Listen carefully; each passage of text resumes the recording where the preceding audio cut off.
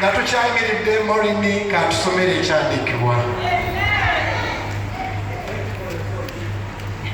You are most welcome, sir. Nenga temutufuuye. How's the COVID? Social distancing. Let's read from the book of John, chapter 15, verses 15.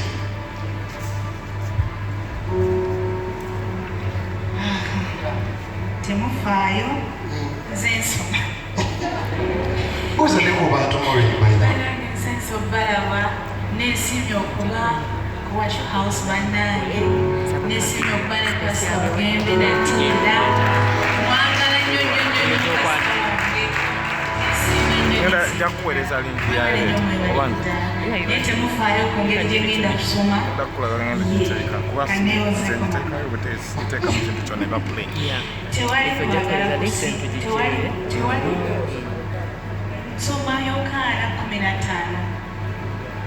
olunyiriri lwa 15 tewali kwagala kusinga okw'omuntu awaayo obulamu bwe okw'omuntu awaayo obulamu bwe olwa mikwano gye. Tewali kwagala kusinga kwa muntu awaayo obulamu bwe olwa mikwano gye. Oba mikwano gyange bwe mukola bye mbalagira olwo nga sikyabayita baddu kubanga omuddu tamanya bifa mu maka tamanya bifa ku mukama we. Kaakano mmwe muli mikwano gyange kubanga mbategeezezza byonna kitange eyanyamba.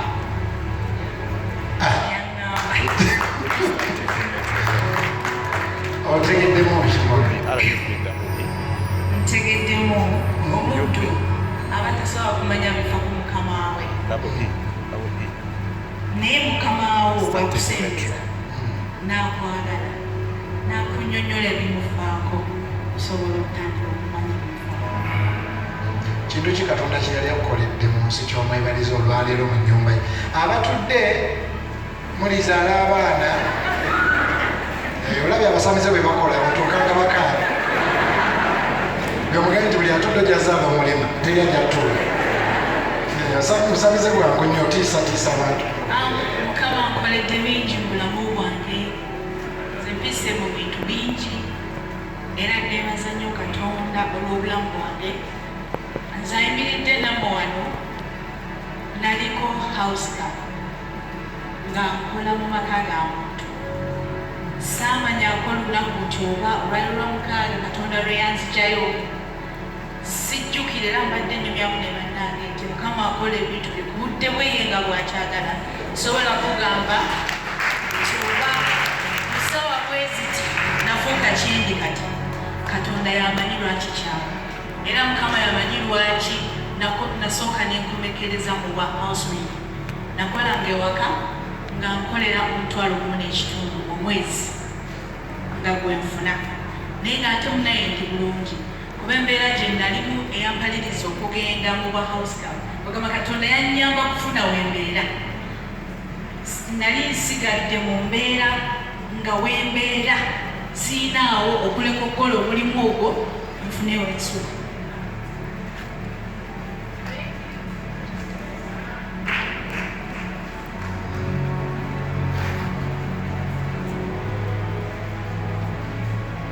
Katonda tukukubire engalo.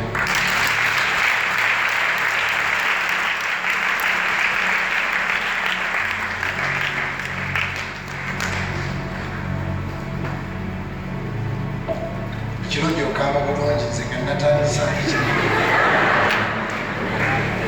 be Masaka wowe yayanzise abekampala bakangalimo bwe bati. It's okay. So kyewebaliza Katonda. Nebaza Mukama nti nasobola okuva bangi nnyo benkinyumiza ne bagamba bananyize ngali house girl ne bagamba nedda kubayo omuntu wakulabye abamba ni otandise bwotyo era gwe wazaalibwa bwotyo nedda nze nayita mu buli kintu omuntu kyasobola okuyitamu okuba obulungi naye nina Katonda nti nze nina okukkiriza we ŋŋamba nti mpitaawo okole ki bambikaawo mu bulamu bwange temuliimu kulemererwa nagaana kubanga gye nayita manyiyo yes manyiyo nze nsobola okuyingira mu maofiisi g'abantu n'atiisa omuntu ne ŋŋamba nedda olaba nayita wali nawe ngenda kwogera naawe ekitiibwa n'ettendo bitule Mukama. I love you all. Mwami Kaliisa yatuwa obudde butono nnyo.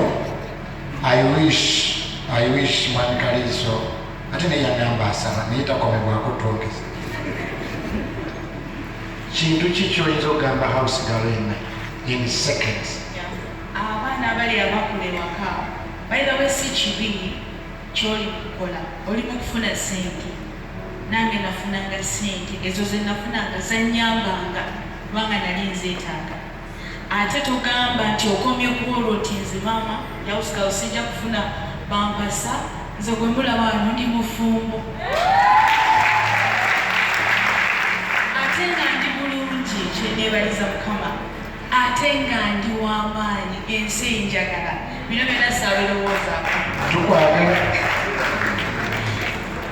nze kyenkubuulira kyokwakola omulimu gwo Katonda akulaba beera buuliza eri bakamaabo olunaku lw'olujja ate topakusa mbeera eyo Katonda ebibyo abimanyi era agenda kubikuwa. Tukubire Maureen n'atuwa Mukama. Thank you for coming, Maureen. Thank you. I love you so much. Nzijukira twali ffenna e London katonfuule kamera mu maani abeera bati I love you so much. Nkumatira ekyo kimanyi. Tukubire Maureen mu ngalo n'atuwa.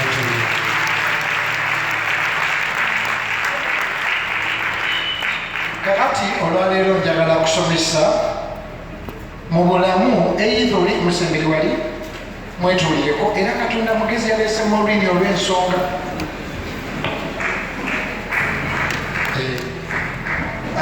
baganda bange aba President Museveni muwulire emirembe wano waliwo aba Bobi Wine waliwo aba Museveni waliwo aba Mao waliwo aba Besigye temuliwo nze nganza ayogera nze ekyali wa Museveni we naakyusa nja bagamba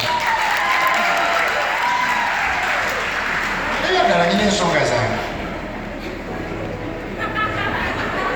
kyali ate we naakyusa nja bagamba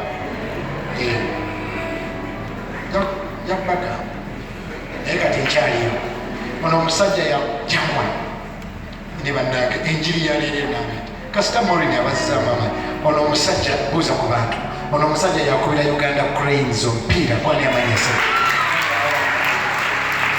batise bumwanirize Alan Kateregga mu nnyumba ya Mukama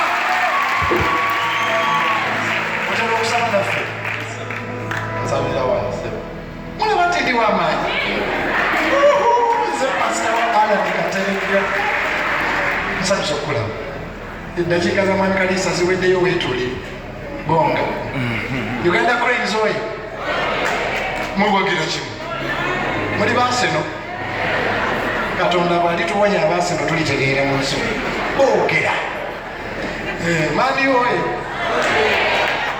Aseno oye nazibulira njiri ndi mwaseno mulaba Katonda bwakozesa abasiru tukubire Katonda mu ngalo ez'amaanyi